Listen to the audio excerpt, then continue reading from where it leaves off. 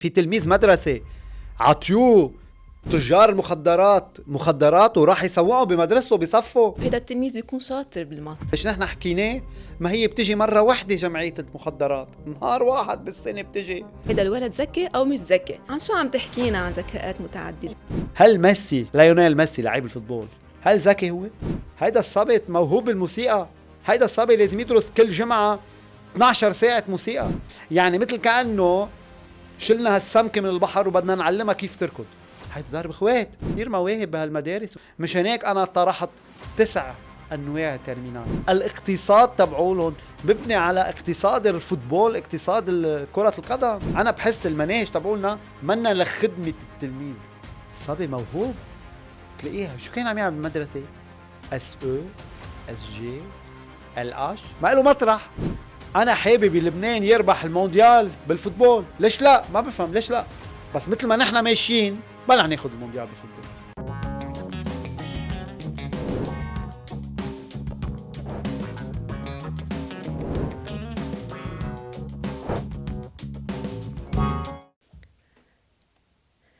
دكتور شادي، بعد 20 سنة تدريس بكذا جامعة، منهم باليسوعية، بالأنديو، بالجامعة اللبنانية، علمت بكذا كلية، منها الهندسة، كلية العلوم، إدارة الأعمال، وحتى بالموسيقى، وكتبت كتاب عم تعرض منهج جديد للمدارس بلبنان. حكيتنا عن 7 أسرار، خبرني شو هو السر الأول؟ مزبوط سالي، أنا كتبت كتاب عن المناهج التربوية بالمدارس. بس قبل ما أحكي شوي عن الكتاب، نحن حاليا المناهج التربوية أو كل المدارس بلبنان عم تلحق هيدا الكتاب من مركز البحوث يلي هو تابع لوزارة التربية. الملفت للنظر إنه هيدا الكتاب مناهج التعليم العام معمول سنة 1997. شو معناتها هيدي سنة 1997؟ ها معناتها إنه الكتاب هيدا صار له 30 سنة. يعني كل طلابنا هلأ بالمدارس عم يلحقوا هيدا المنهج. يعني صارنا 30 سنة عم ننشئ جيل نحن. المناهج التربوية معمولة سنة 97. يعني تتذكري العالم كيف كان سنة 97؟ ما بعرف كيف كان، بس إنه لسوء الحظ نحن عم نعتمد لهلأ بعدنا هيدا المنهج. ما بعرف شو ناطرين تنطور مناهجنا. كل فترة بيقعدونا بالوزارة إنه قريبا ورح يطلع المنهج جديد، بس بعده لهلأ ما طلع. طيب طبعا في اشياء جيدة بهذا المنهج، ما رح اقول كل شيء سيء، بس في كم شغلة سيئة بهذا المنهج. وانا بعد خبرة 20 سنة تعليم بالجامعات، كل شيء الطلاب بيعملوه بالمدارس، كل شيء في اخطاء بتجي بتبين عنا بالجامعات. سو نحن بالجامعة شفنا في كتير اشياء غلط. خصوصا انا قررت شوف المناهج التربوية بفرنسا، بألمانيا، بكل العالم وين في اشياء جيدة بالمناهج. قلت يا عمي هو الجامعة شو عم يعملوا؟ ليش هني احسن من عنا؟ كتبت هيدا الكتاب يلي هن بيلحق المناهج التربوية الحديثة، خليني اسميها. هلأ شو في بهيدا الكتاب؟ هيدا الكتاب حطيت فيه إذا بدك مثل 7 أسس، 7 أسرار. حنبلشن. أول سر بحكي فيها، أول سر حطيت أو قصدت حتى أول سر إنه قصة ثقافة السلام. لأنه عم شوف نحن عايشين ببلد في عدة طوائف، نحن عايشين ببلد في عدة، خليني نسميها ثقافات، عدة cultures. في كتير عنف بالمنطقة وبهيدا البلد. طب مش لازم نحن نستدرك الأمور ودغري بالمدارس نحكي عن ثقافة اللا عنف، ثقافة السلام، ثقافة المحبة؟ مش هناك بلشت أول سر إنه أنا بيهمني الطلاب يتعلموا ثقافة السلام. شو يعني ثقافة السلام؟ ثقافة السلام يعني إنه بتحكي كيف بتحل الأمور بهدوء بلا عنف، كيف بتحل الأمور بين بعض، الرفقة بين بعض بالمدرسة. ما هيك بتبلش بالمدرسة، كيف بيتعودوا يحلوا بعض مشاكلهم. في منهم بخبطوا بعض، بس لازم يجي واحد يدربهم أو يحكي معهم. مش هيك الأمور بتصير. وحتى دكتور شادي، هيدا السر إذا علمناهم ثقافة السلام بخف كتير التنمر بين التلاميذ بالمدرسة اللي هلأ حاليا كتير عم نعاني منه. طبعا هلأ وخصوصا أنا لأنه نحن عايشين ببلد ومهم موضوع انه في عنا كذا طائفة بهالبلد، في عنا كذا ثقافة بهالبلد. طب كيف بدنا نتعايش مع بعض؟ ما قلنا غير ثقافة السلام. هلأ بيجينا تاني سر انا حطيته بالكتاب، هو السر إنه كيف الطلاب يحبوا لبنان. يعني هاي كتير مهمة. أنا بدي الطلاب يتجذروا يتعلقوا بلبنان. بس إنه خلينا ما نضحك على بعض، في كتير شباب ما بيصدقوا يخلصوا مدرسة وجامعة يمكن ودغري حابين يفلوا من هالبلد. ليش بدهم يفلوا من هالبلد؟ يعني في كتير اشياء محبوبة بهالبلد. طب أنا كيف بدي خليهم يرجعوا يحبوا لبنان؟ ضروري بالمدرسة نفرجيهم حسنات لبنان، لأنني عم بيشوفوا سيئات لبنان كل يوم عم بيعيشوها. بس أنا بيهمني إنه بالمدرسة يتعلموا الطلاب كيف بيحبوا لبنان. طب كيف بيحبوا لبنان؟ تيني مثلا شيء اكزامبل، شو بدنا نعمل بهالطلاب المدارس تيصيروا يحبوا لبنان أكتر؟ لازم اخذهم على مناطق حلوة، فرجيهم نحن شو مثلا عنا، مثل قلعة معلبك، ناخذهم مثلا مثلا على متاحف بلبنان، مثلا على المصانع، على بركي جمعيات حلوة شو عم واو، تعمل. يطلعوا يشوفوا طبيعة لبنان الحلوة، ناخدهم على الجبال، ناخدهم على مطرح وين في أرز، ناخدهم على مطرح في أنهر حلوة، ناخدهم على البحر بلبنان، ناخدهم على جوال لبنان، على الوديان تبع لبنان، على شجر الزيتون، على شو ما كان خصو بلبنان. هيدا الشيء الحلو. يعني سالي بس سوري، هيدي صخرة بعلبك، هيدي الحجرة الكبيرة اللي تقلها تقريبا 1000 طن. حجرة منحوتة 1000 طن، ها ما في منها بكل العالم. بكل العالم ما حتلاقي صخرة حدا نحتها حدا نقلها تقلى 1000 طن. ها بحد ذاتها يعني بتعلق الناس، بتحب هالوطن. خلوا يطلعوا الطلاب يشوفوها. دكتور شادي، حتى مش بس ناخدهم على مناطق لبنانية حلوة ونفرجيهم طبيعة اللبنانية، خلينا كمان نعلمهم القيم اللبنانية. ليش كل الناس بتحب اللبناني؟ ولا حتى هن شو بيقدروا يقدموا شي حلو للبنان، شو عم يعملوا إنجازات بلبنان، ضوي عليها ونشجعهم إنه يبقوا هون. رح يجي دور هلا السر الثالث، وكمان مهم السر الثالث يلي هي أنا بهمني الطلاب يعملوا منسميه التطور الذاتي او personal development او development personnel. طب ما يعني ما بتقطع انه تلميذ نعلمه ماتو فيزيك وشيمي وبيو واستوار وجيو وتاريخ وعربي وفرنسي. ما كمان انا بدي اعلمه كيف يتواصل مع العالم، كيف يحب حاله، صحته النفسية تكون جيدة، يكون شخص إيجابي. هالصبية سوري يعني انه انا ما بقبل تلميذ شاطر بالمدرسة تنقول تلميذة شاطرة بالمدرسة بس سوري انه تقلى 150 كيلو. فما في شي غلط، ما فيها يعني. بدها تبلش تعمل سبور، بدها تبلش تتواصل مع العالم بطريقة جيدة. في شغل بنسميه الشغل البيرسونال، يعني الشغل من جوا. ليش أنا بدي استحي أحكي قدام العالم؟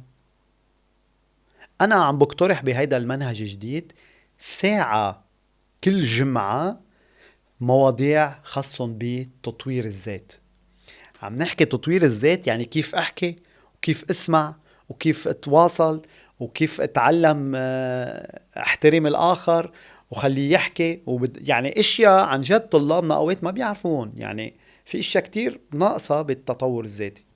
وهول دكتور شادي ببينوا بسوق العمل، وقت يفوت هيدا الطالب على سوق العمل، إذا أنا عملت له هالتطور من هو بالمدرسة، ببين دغري فرق عن غير تلميذ. ببين انه هو مسؤول، بيحترم الاخرين، بيحترم الوقت، قادر يشتغل ان تيم وورك، ما عنده انجر ايشوز. exactly. هو كلهم بنسميه تطور ذاتي. الغريب انه المدرسة كأنه ما بيلحظوا هالموضوع، انه بتعرفي قديش عم بيكون في حالات انتحار بالمدارس. تتذكري مرة سالي نحن بالمدرسة في تلميذ مدرسة عطيوه تجار مخدرات وراح يسوقوا بمدرسته بصفه. هيدي كيفها؟ هيدي ما بتقطع. بس انه هيدا تلميذ انتاج مناهجنا التربوية. ليش نحن حكيناه؟ ما هي بتجي مرة واحدة جمعية المخدرات، نهار واحد بالسنة بتجي، بينما تاجر المخدرات عم بيجرب كل يوم يطالوا لهالتلميذ يتحشر فيه. اخرتها بده يطلع مصاري، بده يبيع برودوي. بفوت عليه على السوشيال ميديا، بفوت عليه على التليجرام، بفوت عليه على الفيسبوك، على الانستا، بيطالوا للتلميذ. وراح التلميذ منه فاهم شو عم يعمل. على الارجح اولاد هولي فايتين عم بيتاجروا مخدرات. يا ما عم نسمع ديبريشن بالمدرسة، يا ما عم نسمع حالات انتحار، يا ما عم نسمع الشرب المقله طعمة، السكر، السواقة بطريقة خوطة. بيجوا لعندهم نهار بالسنة بيحكون عن مدار التدخين ومدار السرعة الزايدة. ما بيقطع نهار واحد بالسنة. ما هول الأمور خصوصا بعمره للتلميذ بدنا نحكي عن مواضيع خاصة، بدنا نحكي لمواضيع حسب كل واحد عمره. هيدا العمر أي مواضيع بتلبق له، تاني عمر أي مواضيع بتلبق له. 100%. وهيدا التلميذ بيكون شاطر بالمات. ولا يمكن يكون شاطر بالمدرسة، يعني في شيء غلط، في شيء ناقص. دكتور شادي، رابع سر. هلا بنرجع على السر الرابع. لازم يكون العلوم اللي عم نتعلمها او كل شيء عم نتعلمه لازم يكون تطبيقي اكثر ما هو نظري. يعني ما فينا كتير نحن مثلا خدي اكزامبل مثلا الواحد اذا عم يتعلم الكهرباء، هل الكهرباء بتتعلم على القلم والورقه؟ ما انا بتذكر كنا نتعلم كل الالكتريسيتي كل الهيدا على القلم والورقه، ونقعد نرسم الريزيستانس ونعملها ومدري شو. طب ما التلميذ بس تحطي له اياها قدامه. انا مجربها اصلا، انا مجربها، ما انا بالجامعه مجربها، بحط له قدامه للتلميذ ريزيستانس مزبوط ريزيستانس، كلهم بيقولوا لي شو ها ما بحياتنا شايفينها، وهن كل الوقت كانوا يرسموها على الصف. وهيدي هي. طب ما بدنا الامور تكون تطبيقيه اكثر ما هي نظريه. والكمبيوتر كمان دكتور شادي، بعدنا لهلا بندرس الكمبيوتر على اللوح. تتذكر انت كانوا يرسموا الكيبورد على اللوح وانت بتكبس هون شو بتعمل وبتكبس هونيك شو بتعمل؟ ما يعني الامور بدها تكون اكثريتها تطبيقيه. بالسر الخامس دكتور شادي عم تحكي عن العلوم الحديثة. اي طبعا نحن هلا لازم تعرفي كل زمن بيصير الامور عم تتكرر، وخصوصا هلا اجى الذكاء الاصطناعي عم يكسح كل البلدان وكل العالم. وين نحن من الذكاء الاصطناعي؟ صفر. اوكي، مشان هيك نحن انا عم بقترح انه عطول العلوم العصريه المعاصره خلينا نسميهم، يلي هي هلا دارجه او متوقعه تكون من هلا 5-10 سنين، لازم التلميذ يكون عم يدرسها. يعني الذكاء الاصطناعي، يعني الجينيتيك انجينيرينج، يعني العلوم التطبيقيه الحديثه، هو كلهم لازم تكون هلا عم ندرسهم نحن، لانه بده يستعملهم التلميذ بعد 10 و15 سنه.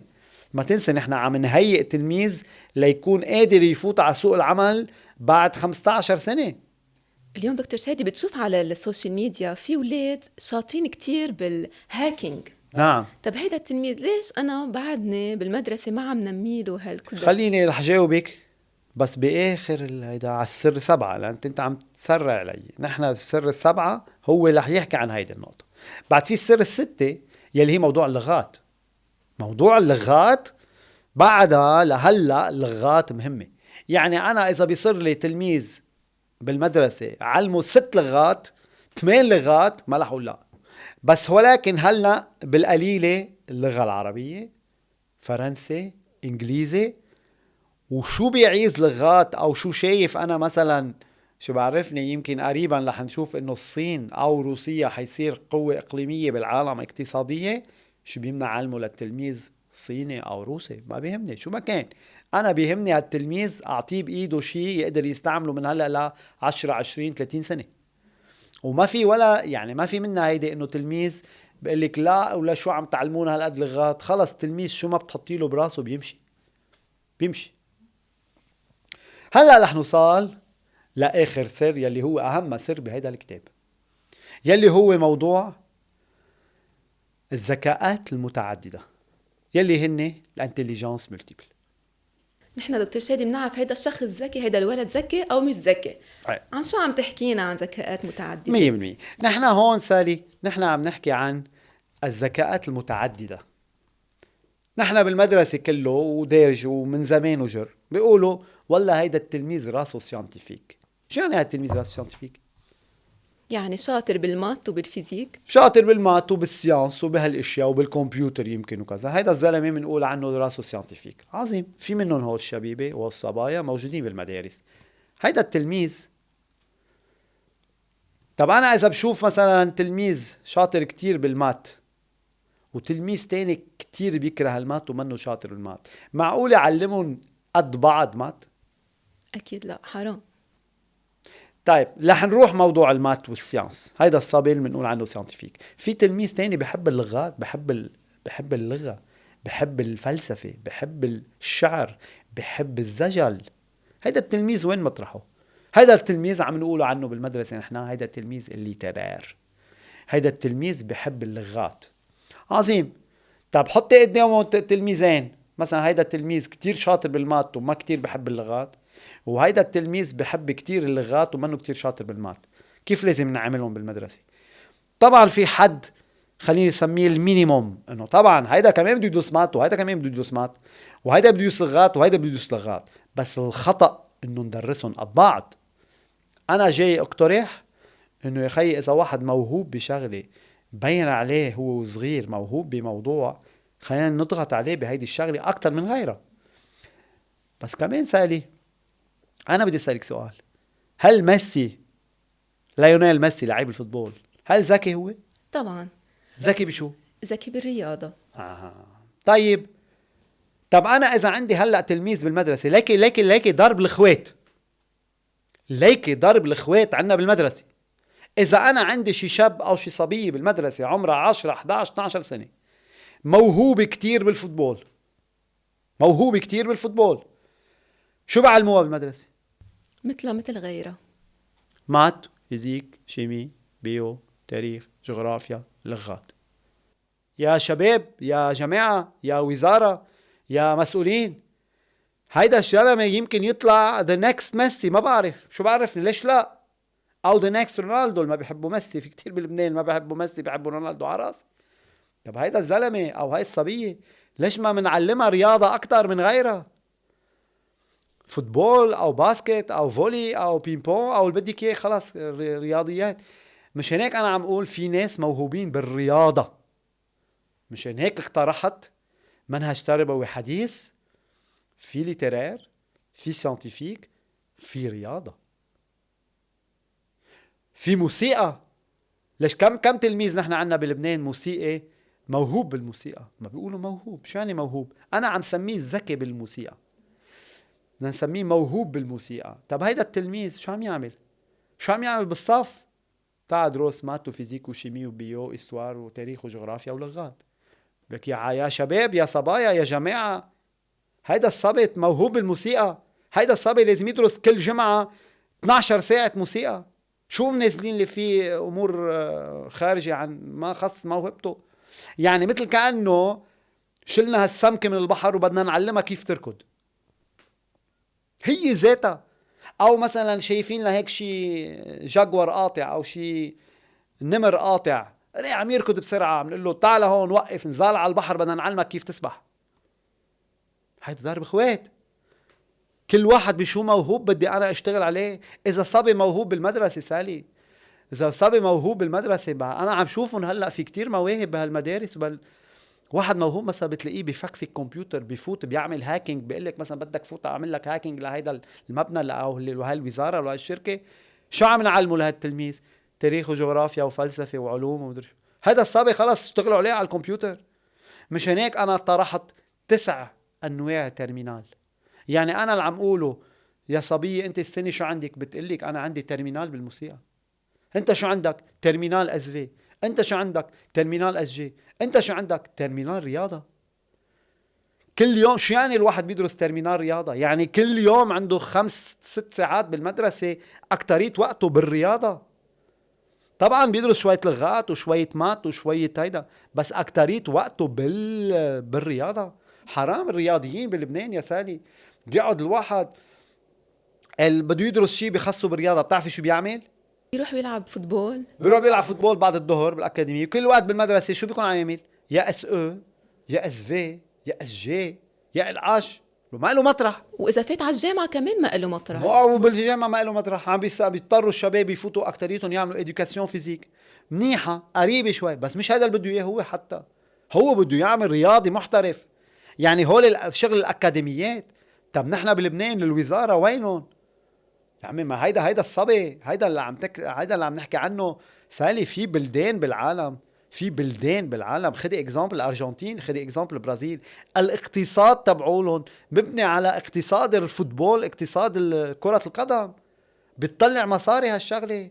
الموسيقى بتطلع مصاري، الرياضة بتطلع مصاري. ما فهمت نحن هالمناهج من انا بحس المناهج تبعولنا منا لخدمة التلميذ. خدي اكزامبل. هيدي انا يعني اول ما نزلت على الوزاره، نزلت على مركز البحوث، كنت عندي سؤال صغير: ليش طلاب ال اش بيدرسوا فيزيك؟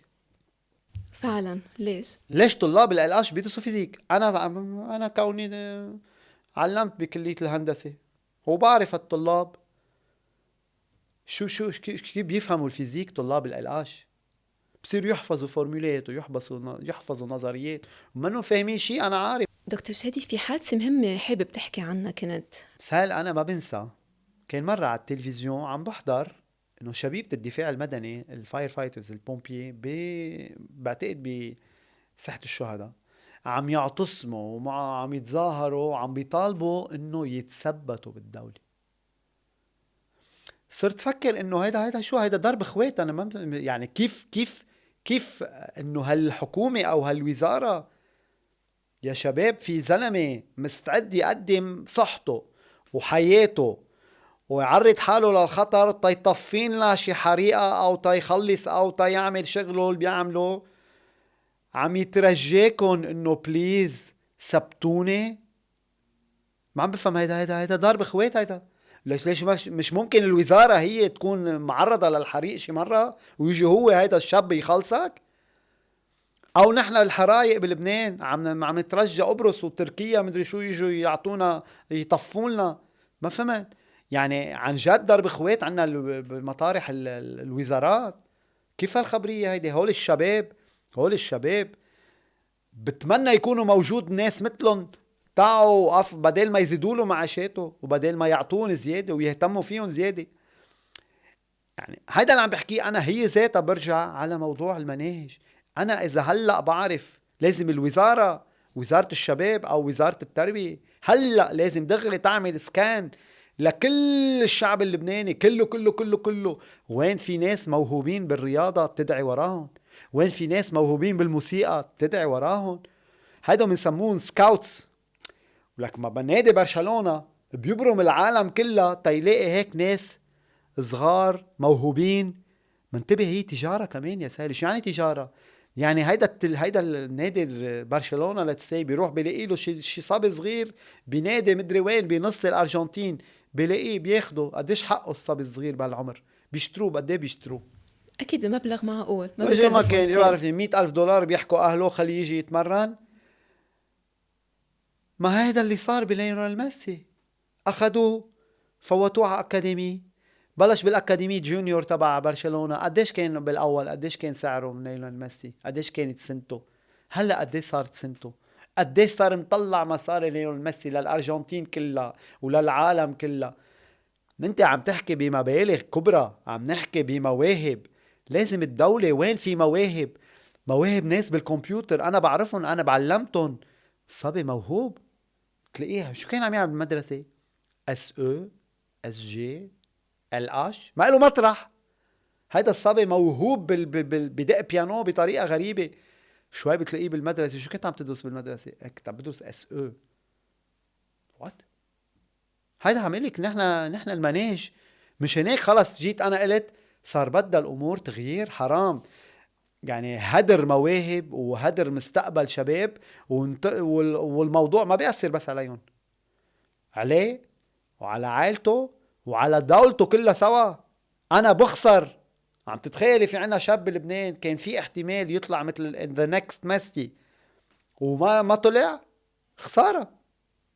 دكتور شادي، يعني أنا بتمنى المعنيين يوصل لهم هالكتيب، لأنه فعلا إذا هيك بيصير تغيير بلبنان بتخف الهجرة، بيزيد الاقتصاد، المواهب كلها فعلا بيعيشوا الشبيبة مبسوطين ببلدهم، ما بيعود في عندهم سبب تيهاجروا فيه. هيدا الكتيب يلي بحب يحصل عليه في يتواصل معنا على الخاص، ونحن أكيد واصل لعندكم بسعر رمزي. تواصلوا معنا على انستا على فيسبوك ومنوصلكم إياه. دكتور شادي، بالنهاية ملخص شو بتحب تقول لهالشباب والصبايا جيل الجديد يلي بحبوا الموسيقى، يلي بحبوا الرياضة وما عم بيلاقوا حالهم بهيدا البلد؟ سائل أنا بس تكون واضح، مش بس عم بحكي عن موسيقى ورياضة. حيلا شاب وصبية بلبنان شو ما كانت نوع موهبتهم، بليز وزارة التربية، وزارة التعليم والعالي، وزارة الشباب والرياضة، بليز هول الناس بدنا نهتم فيهم. دخلك ليش في وزارة شباب ورياضة ما في وزارة موسيقى؟ ما فهمت شو بيمنع. أنا عم بحكي حيلا مواهب. أنا حاطي 9 أنواع مواهب، مشان هيك اقترحت 9 أنواع ترمينال. فينا ما بدي أعدهم كلهم هنا، بس عم بحكي أهمهم: سيانتيفيك، ليترير، رياضة، موسيقى، ورسم. وفلسفة. أنا بيجيني أوقات طلاب بحبوا الأمور العميقة، بحبوا الأمور الكبيرة، وين عم نهتم فيهم بلبنان؟ يعني منيح الإجا الذكاء الاصطناعي تيبلش يمشي الأمور كلها، يفوت على كل الدومينات. بليز، حيلا موهبة لبنان موجودة، لازم الوزارة، لازم الدولة تهتم فيهم لهالشباب والصبايا. هيدا المنهج كرمال يقوي، كرمال يهتم، كرمال يضوي، كرمال ننتج. أنا حابب لبنان يربح المونديال بالفوتبول، ليش لا؟ ما بفهم ليش لا، بس مثل ما نحن ماشيين بلا ناخد المونديال بالفوتبول. ميرسي دكتور شادي. Most welcome.